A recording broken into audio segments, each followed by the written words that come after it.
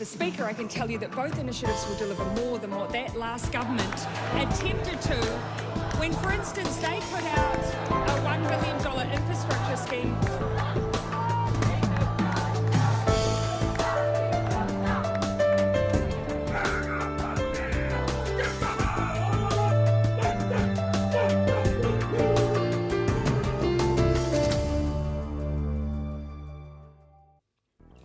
Tēnā koutou katoa. I'm Selwyn Manning and welcome to A View from Afar. And today we're joined by political scientist Paul Buchanan, and we will be discussing the COP26 meeting in Glasgow this week, and we will unpack in specifics, whether geopolitics has railroaded a broad-based consensus on climate interventionism, and why Russia and China abandoned the COP26 multilateral forum. How mostly developed nations state that the takeaway agreements help address climate change, and how Greenpeace and many other environmental groups say fundamental problems remain with how developed nations address the climate change challenge. Also, we will discuss the latest in the evolution of high-tech military attack drones. What can we expect to see, and how will countries defend themselves against AI-driven attacks? But before we do so, let's take a deep dive into these issues, and we are inviting you, if you're joining us live, you can include your comments in this program. And Paul Buchanan, he's waiting online right now, so let's cross to Paul and get the show on the road. Tēnā koe, Paul. Kia ora, Selwyn. How you doing? Yeah, not too bad, Paul. So the way, like we're just saying in the introduction there, we're going to go into the COP26. You're going to bring in the relevancies relating to the geopolitics, and as I understand it, the G20 and the some interesting stuff there. And then in the latter part of the program, for those that are just joining us at this juncture, we're going to look at the new generation of high-tech AI-driven, in a sense, or autonomous attack drones in the military space. So it's an action-packed program, Paul. In the first instance, I'll just get across, and we'll just have a look at what some of the media are covering with the COP as it basically hits its third day at Glasgow. Despite world leaders from more than 100 countries being in attendance at the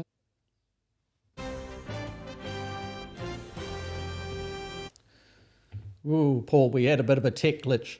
We'll get back to that, but let's get straight into the situation with the COP26. Now we've heard a lot coming out of countries like New Zealand, where we're based right at this stage, and saying that there is a broad-based 100 nation commitment to addressing some of these big ticket items of climate change. We're seeing information coming out of those groups that watch environmental issues, and the COP in particular, groups like Greenpeace, and they are criticising, saying, for example, the methane pledge at 30%, I should say, emissions reduction on the base of where we are now before the end of this decade in 2030.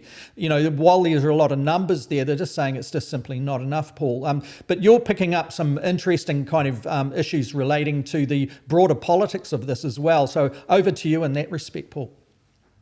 Okay, yeah, thanks. Thanks for that. So, you know what it does, Selwyn, is the COP meetings and the G20 meetings that preceded them remind me that the bottom line is that, especially in times of stress, realpolitik trumps multilateralism. Trump's idealism, Trump's constructivism, which is the construction of international institutions for the benefit of everyone, all of that goes by the wayside in times of stress. And we're living in a realpolitik era, you know, where might makes right. Nations look after their sovereign interests at the expense of the more communitarian focus of multilateral institutions. And so that's the bottom line reminder I got out of this.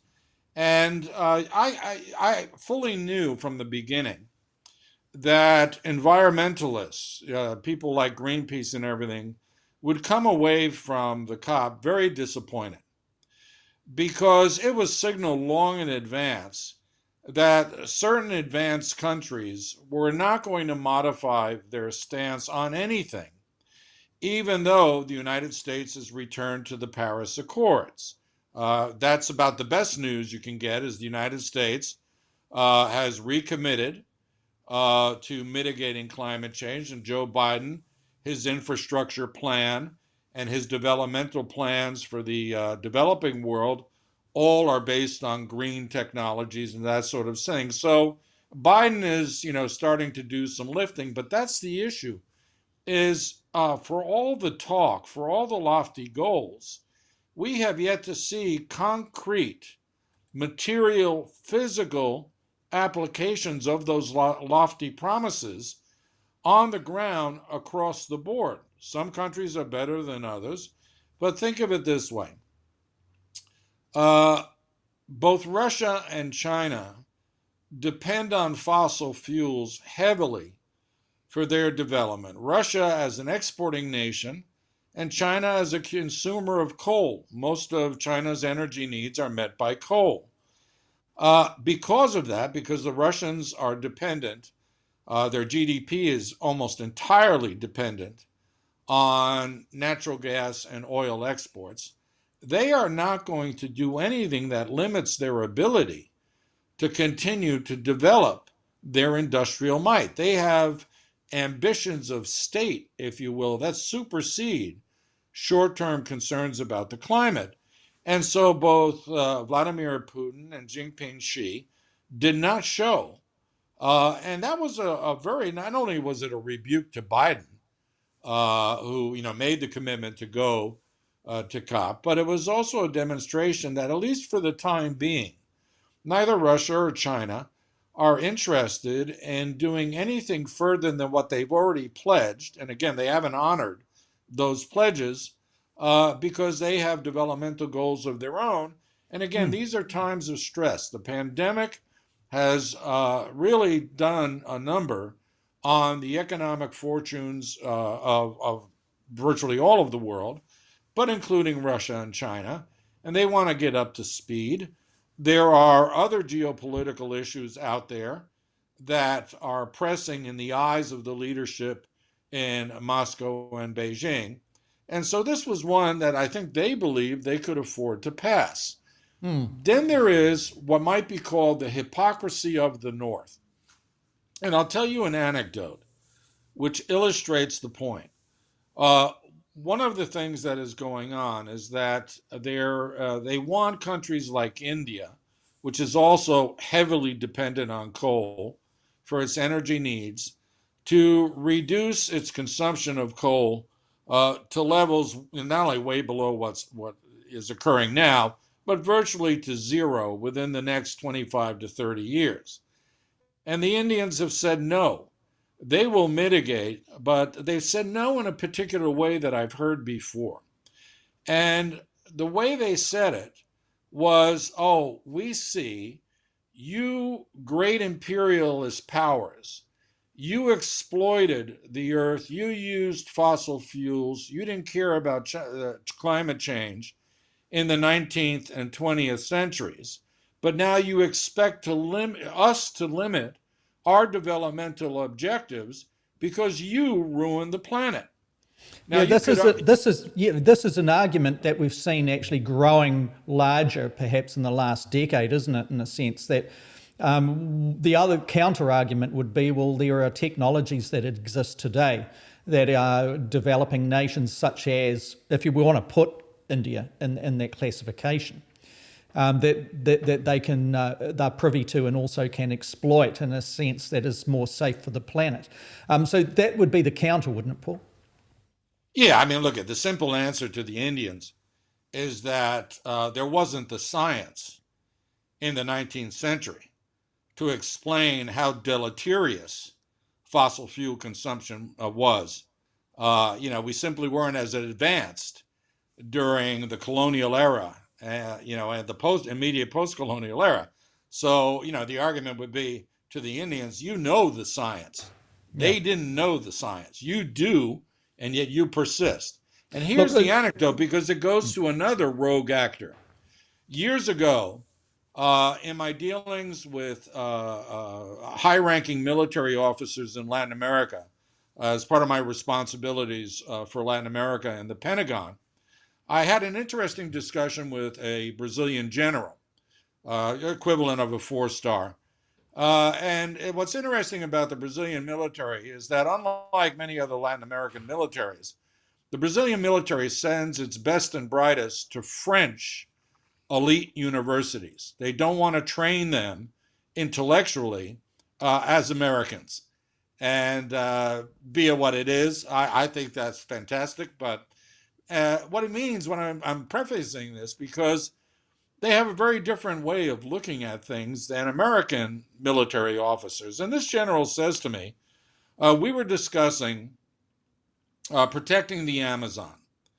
At that time, the concern was cocaine labs, crime. It wasn't such a military venture. And the United States was interested in helping countries, Amazon countries, so Colombia, Ecuador, Peru, Venezuela, Belize, all of these countries to come up with a plan. And the Brazilian general, he says to me, he says, "Oh, Paulinho," he goes, "see, you destroyed the American West with your mining and your oil grabbing and whatnot, and now you want us to exercise restraint in exploiting the resources that are in the Amazon. How dare you tell us? In fact, when we bring up national security threats, our priority is to defend against people like you who will come and try to prevent us from exploiting the Amazon." So think of this, Selwyn. Their major geopolitical threat was the United States coming down for environmental reasons to somehow prevent them from exploiting the Amazon. Well, guess who's running Brazil today? Not one of the best and brightest military people who have shown up in Brazil. He only made captain, and then they got rid of him, Jair Bolsonaro. And Jair Bolsonaro now is burning the Amazon because he wants to develop Brazil into a superpower, and he mistakenly thinks that somehow destroying the rainforest for timber is going to help him advance the cause to greatness. Now, What if we it has get back done to is, well, what it's done is it's made Brazil a net carbon emitter than a carbon sink. And so we've got now these countries like Brazil and India who don't want their developmental objectives stymied because the North has suddenly realized that climate change is real. They don't care. They want to achieve, for reasons of state, a stature as great powers, and that's the conundrum. So, at a state level, I'm seeing more reticence to engage in what you might call self-binding strategies. Think of Ulysses and the Sirens, right? He strapped himself to the mast rather than succumb to the temptations of the sirens. In this case, what you're asking the entire world is to exercise self-restraint when it comes to energy developmental schemes, and many of them do not have the money to afford green technologies, which is where the G20 comes in, because during the G20, which otherwise was a useless meeting that accomplished nothing, it was held in Rome the week before COP started, Joe Biden pulled aside the G7 countries. Those are 7 advanced democracies. And he's gotten them to offer a challenge to the Chinese Belt and Road Initiative, which is something that has some sort of naff name like Build a Better World Initiative. Basically, it's to promote green technologies at better terms of finance to developing countries if they give up on the Belt and Road. So it's a geopolitical challenge to the Chinese. It's not done, I don't think anyway, in the interest of the countries in question, but it's all phrased in green terms. And they agreed to that, within the confines of the G20, but the G7, as an aside, agreed. Pulled the And then they G7 went to COP. aside. Yeah, and then they went to COP. And this is the significance on it, isn't it? You know, in the sense that what we're seeing is a multilateral body, the COP26, basically being dominated now by nations of which the G7 is representative of. And it may be a pushback geopolitically, if I'm picking up your signals correctly, from those significant players, and that is Russia and certainly China as the biggest fossil fuel user and also emitter, carbon emitter in the planet at the moment. Paul, let's just back this up a bit, because there's a couple of things. In the first instance, does China's decision not to appear at COP and present at COP and debate at COP and to come out with the conclusions or a consensus at COP, does that mean it's not actually in transition back home? If we park Russia to this, Russian Federation to the side and look at China in this respect, let's just pick up where we tried to pull in earlier in the program with this clip from PBS, or Public Broadcasting Service in the United States. Despite world leaders from more than 100 countries being in attendance at the UN climate conference, one significant figure is absent: China's Xi Jinping, president of the globe's largest polluting nation. Without China, efforts to fight China's reliance on coal is key. We have two looks now. In a moment, we'll hear from special correspondent Patrick Fox in northern China. But first, here's Nick Schifrin. In China, it is the best of times, and it is the worst of times.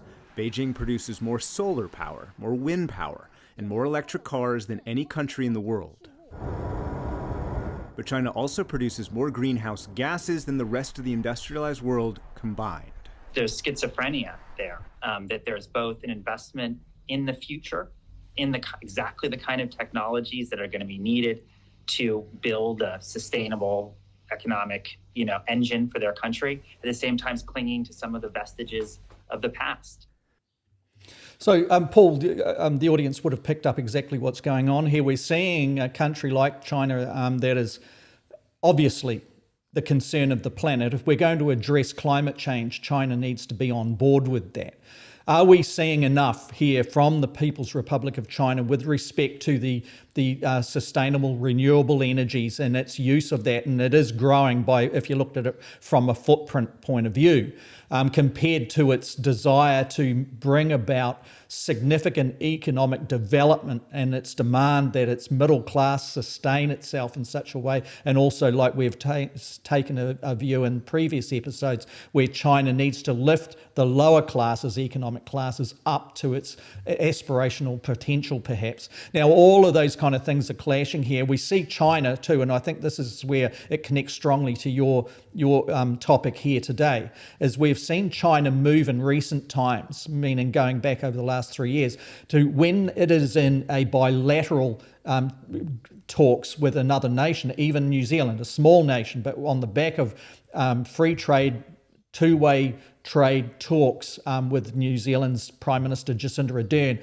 a joint statement came out from the People's Republic of China and the New Zealand government with respect to renewable energy development, etc., and more of a transitional reliance by way of China on new technologies that would ease its dependence on fossil fuels. So that part, are we seeing, for example, that's first question, are we seeing a move where China is withdrawing for its reasons of geopolitics out from the multilateral bodies and then signing up, if you like, to bilateral agreements, and whether or not they've got teeth is another matter. But is this shift an identifiable one? Is it an issue of concern? And also, one of the biggest producers of fossil fuels in the world is Australia. With it being under the umbrella of the United States' interests, is Australia getting away scot-free on being one of the biggest producers of fossil fuels that countries like China and others actually consume and emit into the atmosphere? Well, there's a number of good questions embedded in that. I mean, I think that, well, let me just start by saying it's always interesting watching American media figures characterize the Chinese. When you start out on public television, no less, by labeling the Chinese the worst polluters in the world.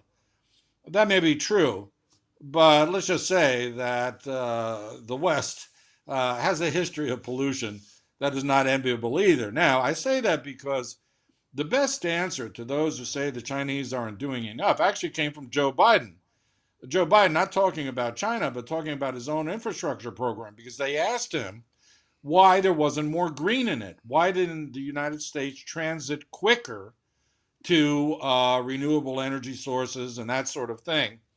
And Biden, who is, that sort of old style politician, turned around and goes, come on, come on. We can't do it overnight. We will remain dependent on fossil fuels for a while we transition, the word you use, Selwyn, to more renewable sources. But come on, we can't do it overnight. That's the Chinese position. They are burning fossil fuels. And by the way, burning is worse than pulling it out of the ground in terms of carbon emissions. They wouldn't be able to burn it if they didn't have the product. That's my point. Right. So the Australian, but that's a capitalist logic, Selwyn. I mean, now you're getting into supply and demand.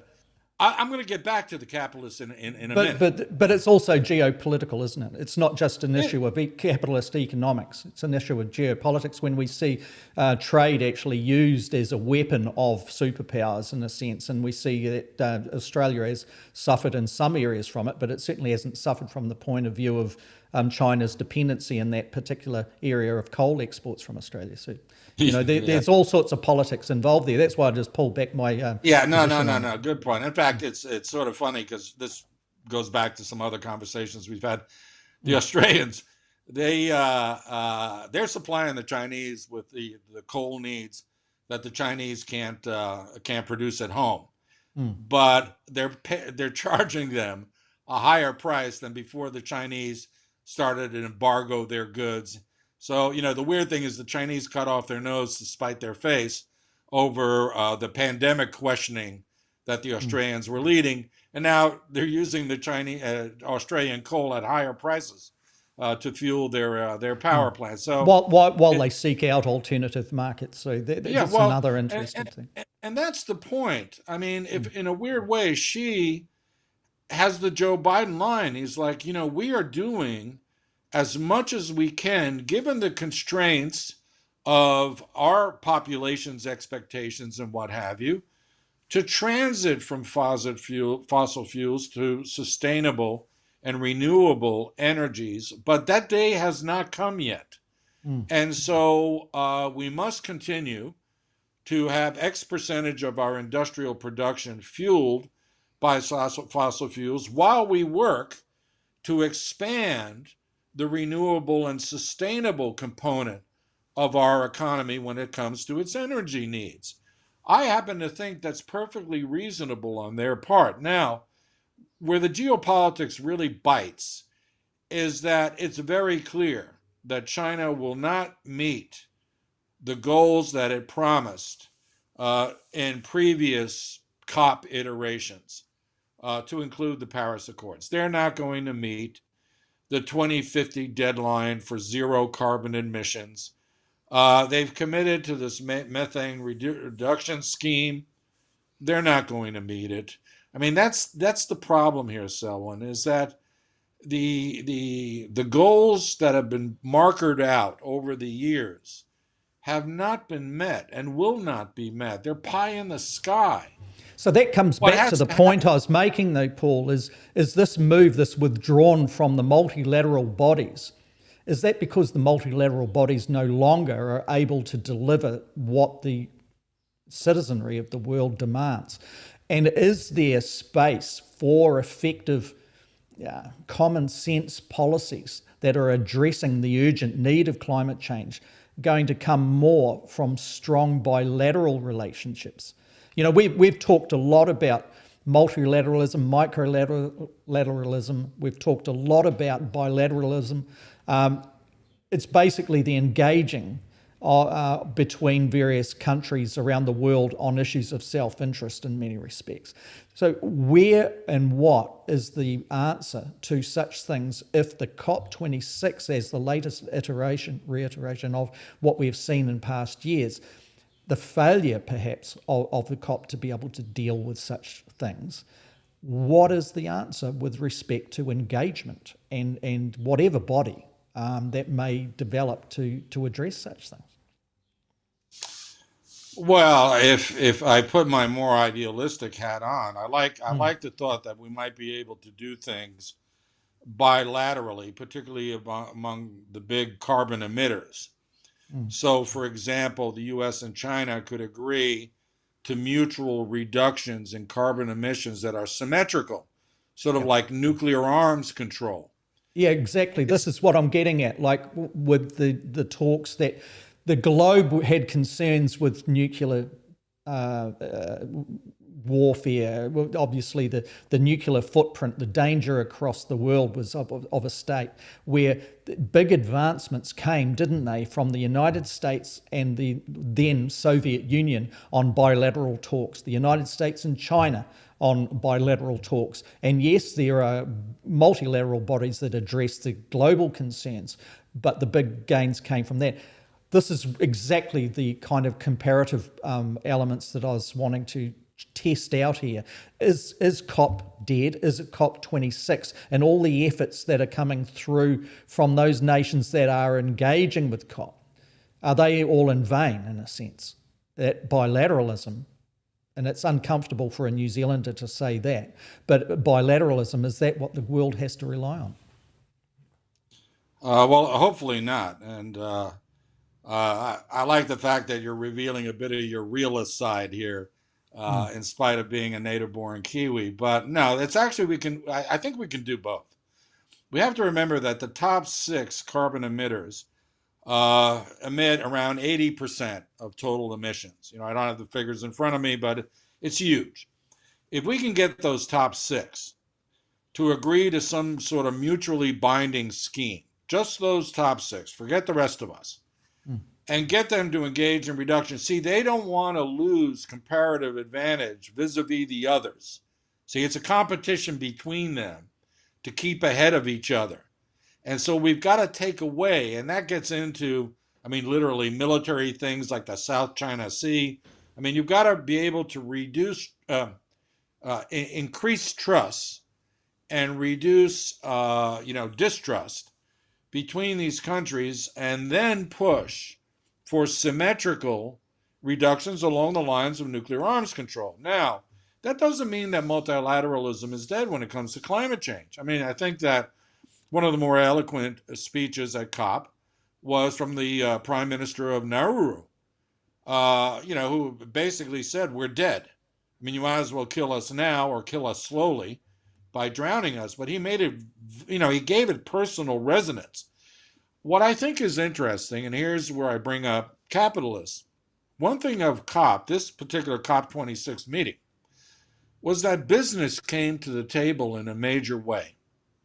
And I find myself reflecting about capitalism a lot these days because you and I have talked about how, particularly in the United States in the early days of the pandemics, once the Trump administration showed its incompetence and its ineptitude and its hostility to science, who picked up the gauntlet? Private business. And they decided, okay, this government's not doing anything. We have to go and do it. And so you see private business was saying you got to wear a mask, this, that, and the other. Now now private businesses have mandates they've imposed. If you want to work here, it's like the airline industry. Yeah, I think a lot of that was due to also patents and the control through the legal, apparatus of being able to assert one's intellectual property rights. But I get your point. It's almost when public office actually starts to fail, the counter to that, in whatever form it is, whether or not it be capitalism or a form of social democracy, economic citizenry, just putting a number of slashes on that, it's not necessarily definition, comes to the fore, doesn't it? We see that, for example, in developing nations with HIV, if we're looking at intellectual properties of those countries that had, or those private interests that had developed particular drugs that addressed that particular issue. And then we saw others with generics coming out of Cuba, for example, or India itself, and putting those generics out there and assisting developing nations, I should say, to assert their ability to reach toward a more healthy status of their own nations. But, I get your point here that, there was a major failure with the Trump administration in getting ahead of this. And we saw we saw private enterprise move into that space at COP. It is a big deal in the closing parts of COP at the moment. Over the last 24 hours, we've seen Bloomberg, for example, really reporting strongly on where private enterprise is coming in a philanthropic global kind of effort, in a sense. What is it, Paul? $10.5 billion to developing nations on green initiatives, I think, is a way of putting it. So I get it. I'm just putting some Yeah, kind of yeah. other things What into I'm the table. saying is that multinationalism has a future with business, with businesses, deciding that they use multilateral forums to agree to the rules of the game of what we might call green investing, both in the developed and the developing world. Let me tell you something. Maybe some of our listeners may not know about this. But here's where you can have public-private partnerships that are very workable. The United States and many other countries, but I'm only familiar with the United States version, has something called the Foreign Direct Investment Corporation. It's a little-known agency attached to the State Department and the Commerce Department. So it has, hands on both sides. And what it does is it's basically an insurance company. It guarantees U.S. business investments in risky markets in the third world. So let's say you go to the Congo and there's a hydroelectric project, and it's going to be highly risky because the place is politically unstable and all those sort of things. The U.S. government will underwrite the investment of, let's say, some power company to make this hydroelectric plant. That is different than the Belt and Road Initiative, which is direct investment and debt equity agreements. So if the country in question doesn't pay, then the Chinese will take over their assets. And that now is coming home to roost in very negative ways for several countries, where the Chinese now have called in the debts, knowing that they'll never be repaid, and they want it in physical assets, which they have built.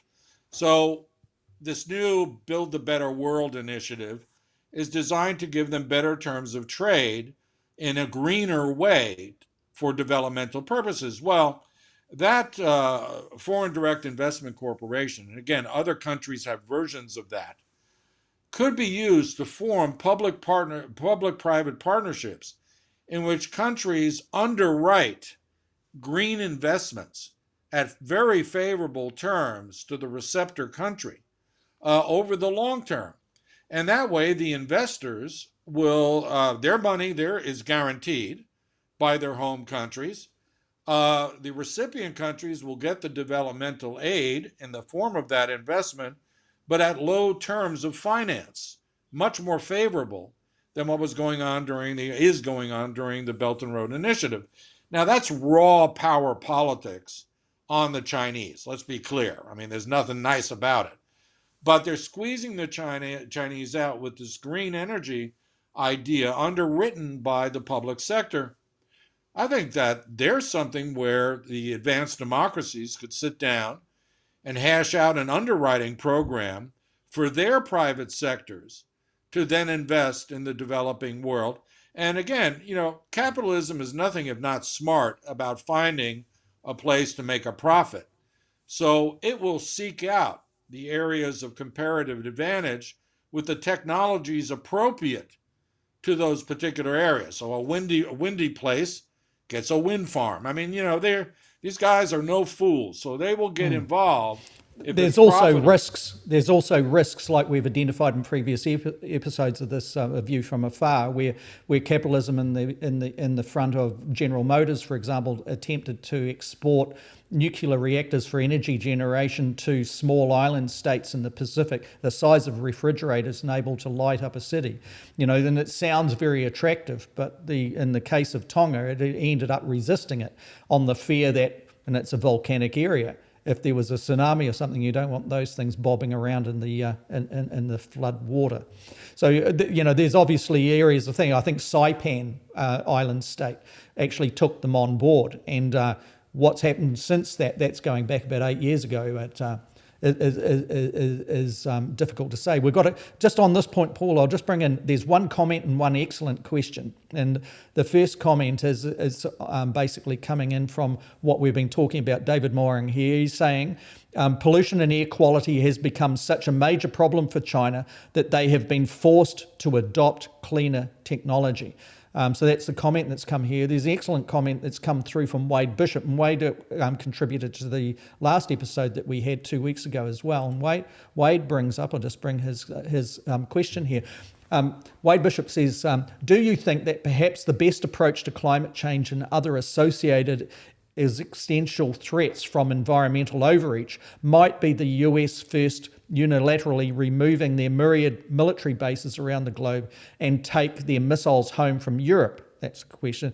Removing those real threats to other powerful nations, and the United States' military approach might go a long way to building that trust Paul mentioned. So, Paul, that's Wade's question, and also packaged and contained within a statement there. What do you make of that? It may be an apples and orange type of thing. First of all, many European nations will not appreciate the U.S. withdrawing its security guarantee in the form of those missiles and U.S. troops on the ground. For all the talk that Trump did about, having people pay more of their share and what have you, the Europeans have always felt more comfortable, some Europeans, I should say, feel more comfortable with the U.S. tightly bound to their security, both collective and individual. Now, if the United States says to Germany, let's think of the big players, says, we want to establish trust, there's two questions. Establish trust with who and how. The who would be China, Russia. So you're basically saying to your two major military rivals that are aggressive and that are in the process of arming themselves exponentially, you're going to say to them, we are going to unilaterally disarm, even knowing what you're doing, so that you trust us more. I'm not sure that that's going to go over well in the capitals of Europe. And then the question is how? Because perhaps rather than withdraw missiles and troops, you could say to them, we want to establish trust, so let's continue with our nuclear arms control talks. Let's try to engage in further reductions in intermediate ballistic missiles. That was a subject of discussion last year. And maybe move into things like cruise missiles, other delivery systems, because we're in an era of miniaturization. I'm about to talk about that with regards to drones and say, we'd like to show you that we're willing to literally weaken ourselves in front of you, if you will, undress ourselves in front of you in order to establish the mutual trust needed to engage on the far more serious issue of climate change. Because in the end, if we're not around or we're burning up in 50 years, all this militarism and these arm races that are now ongoing will be for naught, because we're all going to be in the same, literally, kettle of fish, when that time comes. So, yep. I can see the logic in Wade's question. I'm just thinking it may not be practicable for that to happen. Okay, let's pull this back to the COP and the environment, and it's the closing words really on this issue, and we'll come back immediately after this with a discussion that introduces the concept to the audience relating to autonomous militarized drones and what that means in modern warfare, and particularly if you think in the space of artificial intelligence and AI. But before we do so, let's just go to the perhaps a well-recognised voice and face on issues of environment, Sir David Attenborough, and we'll also go to perhaps a well-recognised face and voice that represents the younger global generation. So here Your we go. Excellencies, delegates, ladies and gentlemen, as you spend the next 2 weeks debating, negotiating, persuading, and compromising, as you surely must, it's easy to forget that ultimately the emergency climate comes down to a single number: the concentration of carbon in our atmosphere. The measure that greatly determines global temperature. And the changes in that one number is the clearest way to chart our own story, for it defines our relationship with our world. And perhaps the younger one here. We say no more blah, blah, blah. No more exploitation of people and nature and the planet. No more exploitation. No more blah, blah, blah. No more whatever the f*** is.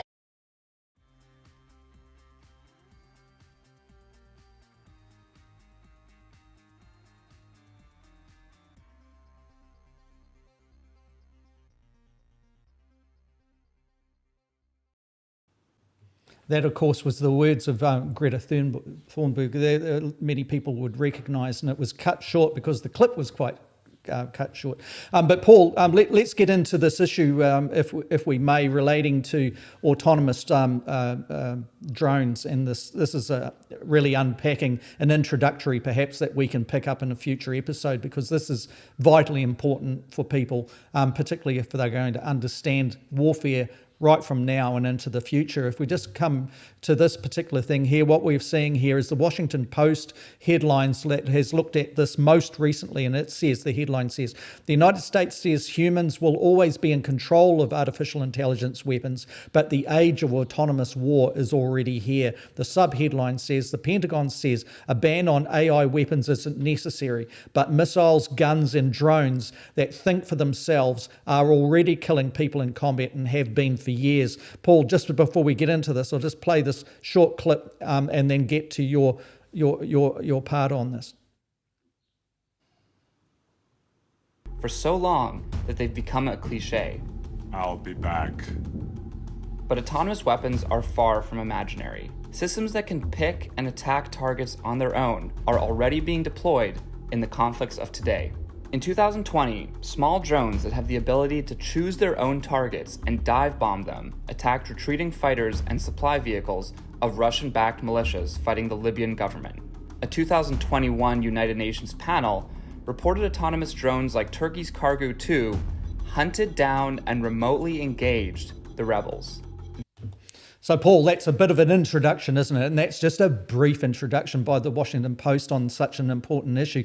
Can you take us through how you're perceiving it and what the effects are, perhaps going forward, on both the politics of it and the regard for how the globe approaches issues of defence from such things? Yeah, my head's still spinning with that Greta Thunberg saying blah, blah, blah. I tell you, you play that on a loop on a battlefield and people will start running. Jesus, that was something else. Anyway, sorry, I got distracted there. Listen, I for some time now, I've been reading the after-action reports of the conflict in Nagorno-Karabakh, that is between the Armenians and the Azerbaijanis last year, where the Azerbaijanis used drone warfare to incredible effect to defeat the Armenians. And, I'll make it quick and short about that conflict. It turns out the Armenians had Russian equipment, used some drones in a reconnaissance fashion, tried to use some drones as suicide vehicles, kamikaze type, but without the person. And to very little effect. The Azerbaijanis, on the other hand, Azerbaijan is a much richer country because of its mineral exports, had cheap Chinese drones and Turkish drones. They had excellent military training provided by the Israelis and the Turks. So you had a Russian-aligned Armenia, you had an Israel-Turkey-aligned Azerbaijan, and the Azerbaijanis completely changed the nature of drone warfare. They used them for reconnaissance, but they engaged in swarm tactics. This is the first use of drones in swarms. rather than do what we've seen happen now for over a decade, where a U.S. drone goes out and hunts down a high value target. They've given up on that. They are using these Chinese drones are about $20,000 a copy. A main battle tank by any country, Russian, German, US, is $1 million a copy. And so they flew dozens of drones. And remember, drones are maneuverable. There's a person at the end of the computer link. They flew them into the contested airspace and they attacked Armenian armor in swarms. And this gets into some interesting battlefield tactics because the Armenians were overwhelmed, even though they had good air defense batteries. But when you're swarmed like that, let's say each battery has 6 guns or 6 missiles. So you can plot 6 different targets, which, they're jinking, they're moving around, and they're coming right at you. These batteries, very few countries have the ability to do something called plot fusion. Plot fusion is where the batteries arrayed in a given area fuse their plotting so that they pick out individual targets. Each battery picks out an individual target. Swarms overcome that because the batteries can't distinguish and they start firing, at the same targets. So the plot fusion allows countries to have their air defenses pick out individual targets, even as swarmed. The Armenians did not have that. So what the Armenians wound up doing is firing 2 missiles at the same drone. They double killed the drone, but then another one came through. And their armor was decimated, absolutely decimated, to the point that they left open ground and dug them in and around fortified areas, and they still were destroyed because the swarms kept on coming. At the same time, and you mentioned it, in Libya, we saw it was basically the Russian mercenaries operating the drone, but a drone using artificial intelligence went out and tracked a target and killed it. Now, the target may have been a Toyota Hilux, one of those trucks that insurgents like to use. It could have been an individual, but you see where this is going. Swarms of artificial intelligence guided drones that autonomously pick out targets. That's where we're headed with drone warfare. And here's the rub. So that's the tech side. So the defense side has to actually escalate its own efforts into an AI type of response as well, by the sound of it. Well, the future of manned aircraft is over. The Chinese are investing in these drones. They're looking at the future of warfighting, at least air combat and air to land. The Americans are still, they're stuck with this idea that manned fighter aircraft still work. That F-35, which is worth, something like $150 million a copy, they're going to get blown out of the sky by just getting swarmed. I mean, and one of the things the Azerbaijanis did was they would fire a missile at a tank, and then they would follow it in on a kamikaze strike, right? Because they're expendable. Yeah. They're expendable. So manned military aircraft are dinosaurs. I mean, I'm telling you right now. And there was no manned aircraft overflying the battle space in this conflict. Everything was automated. The reconnaissance, everything.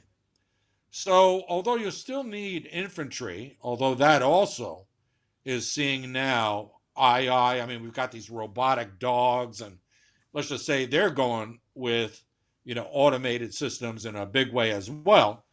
But to occupy territory, you still need, boots on the ground. But certainly when it comes to air combat of any sort, air to air or air to land, the future is unmanned vehicles of increasing sophistication, including vehicles that may have nuclear warheads on them, guided within 10 years, I'd say, by artificial intelligence. You launch it, you program it, you launch it, it will find the target for you. And the key here is economies of scale. These things are cheap. I mean, you can produce these things now, again, $20,000 a copy today for a sophisticated platform coming out of China. These Turkish drones are serious business. The Turks, the dirty secret is the Turkish drones are Israeli drones in Turkish garb. Now, some people listening to this may be thinking, how do the smaller states actually keep up with the technologies? My position on here is a very simple response, Paul. If all of us are privy in some degree to the new technologies, if you look at, for example, the simple technological advancements in the camera sector around the world. If you look at the Sonys, the Canons, and now the Nikons with the new mirrorless Z9 that came out this week, they have extremely sophisticated and advanced autofocus mechanisms or technologies that can distinguish within camera whether or not it's a human, whether or not it's a dog, whether or not it's a pigeon, whether or not it's any kind of bird, a reptile, a hamster, anything like that. It can distinguish whether or not it's a motor vehicle. It can distinguish whether it's a boat, a bird in flight. All of these types of things that are, if you program into the camera what you want it to select and you can put it onto automatic, it can determine exactly the kind of behavior that autofocus needs to do for the user to get a satisfactory result, and a result that user never had before. Now, if you convert that kind of thinking, that type of technology that is now at a price, but it is available to ordinary consumer, and you apply it into a military drone sense, and then you package AI on top of that, you've got a formidable type of technology of which we have never really seen before in the world. Sorry, I just wanted to inject that tech development kind of space in, so that people don't think it's just in a silo in the military thing. This is happening where we are all benefiting and using from these types of things, but just watch that space in a military sense. So I'm just supporting what you're saying there, Paul, and advancing perhaps into what can we expect into the future from such things. Are we looking at some sort of modern reality of the Empire Strikes Back type of situation, where you've got cloned kind of things just coming out of the ether in all directions and just swamping battle areas that have been defined like we never have seen before? Yeah, all of this is leading to a serious moral, ethical conundrum for all states, because on the one hand, a military commander's main duty is to protect his troops. So if you can automate the battlefield and keep humans out of it, that's good. You fight your wars with machines, a bunch of machines defeat another bunch of machines, and the war is over. Okay, it sounds good. Unless it was regime change was the objective of any state. Well, actually, there's a sidebar that I want to mention, but I'll rephrase. Years ago, as in maybe 10 years ago, I made a public proposal here in New Zealand that New Zealand be the first country to renounce the use of lethal drones. Because at that time, we were beginning to acquire our first reconnaissance drones. People may not know, but New Zealand produces its own reconnaissance drone. The most primitive is called the Kahui Hawk, Maori being the word for Kahui. Being the word for Kahui being the word for hawk. And I proposed publicly in an op-ed that we, much like our non-nuclear policy, publicly renounce the use of lethal drones. Not a single political party in New Zealand supported the proposal, to include the Greens. No one would do it. And of course, the New Zealand military wanted me ridden out of town on a rail, because their argument, I heard it, was we want to have everything at our disposal to protect our troops. And so you're saying we're going to tie our hands behind our backs in the face of an enemy that has lethal drones. And I'm saying, no. What I think is, if we show leadership on this, much like the non-nuclear policy, we will be able to get other countries on board on this initiative, maybe just in the South Pacific, but it's a start. Anyway, it went nowhere. It went absolutely nowhere, died in the water, isn't discussed in any policy circle today. The problem is that if you automate battlefields the way we are clearly headed, there's an interesting negative effect, believe it or not, on democracy. Part of the democratic contract is that if you send your sons and daughters into battle, supposedly for existential reasons, so let's just say legitimate reasons, then those returning veterans, having sacrificed and seen the sacrifice of those who do not come home, will demand of democratic leaders more inclusion in the policy-making process. This is not just about flag waving and Veterans Day. This is about we sacrificed for your policy objectives, and now you will listen to us when it comes to other policy areas. The argument now is if we continue to automate and humans are not sacrificed on the fields of battle in interstate conflict, then governments are going to become increasingly authoritarian because they're no longer held accountable by those who otherwise would sacrifice in these battles. The World War II generation had a very strong voice in all of the countries that engaged in that war, but particularly in the West. That generation that fought that war, they had tremendous influence over their political leaders. Look at us today. We have voluntary militaries that are way smaller than the militaries of yore. And we have youth, because wars are fought by the young, who are not really interested in the affairs of state. And if you continue to automate the battlefields, this will be nothing like, it'll be like a PlayStation game to them. And that's pernicious for democratic civic engagement. So we've got a conundrum that's multi-layered here. It's not just about the battlefield. It's about the impact on civil society of wars that don't involve bloodshed. And, you know, I follow military threads religiously. And there's a lot of argument amongst them that you have to keep humans in the battlefield to keep the civilian population engaged in the war. That if it just becomes about machines beating machines, they're going to go back to watching sports or, again, playing interactive games and that are more exciting. It's also worth... If we pick up the, sorry, Paul, I just hit a button with a bit of music going through. It sounded like we were getting into rap for a while. But, there you go.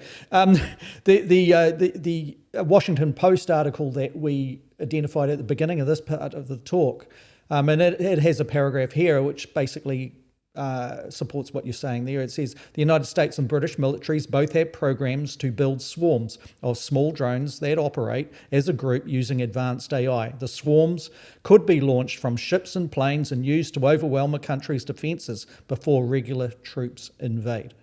So that's where you're saying it's basically it's a part of hybrid warfare, isn't it? In a sense, if you look at there where you got your AI drones, but also, and we'll bring this episode of A View to Afar to a close in a moment, and we'll lead into perhaps another episode where we dig deep into this. But we've touched on in the past where Palantir and other private providers in a PPP type of arrangement are talking satellite control with AI already been programmed in, to address different scenarios where the AI is able to address it in microseconds, and the most brief decision-making contexts that we've never seen before. And that, in a sense, is absolutely formidable from the point of view of, one, the advance of total global superpower status on behalf of those that perhaps contract to such technologies, and perhaps global dominion, if it doesn't sound like something very strange.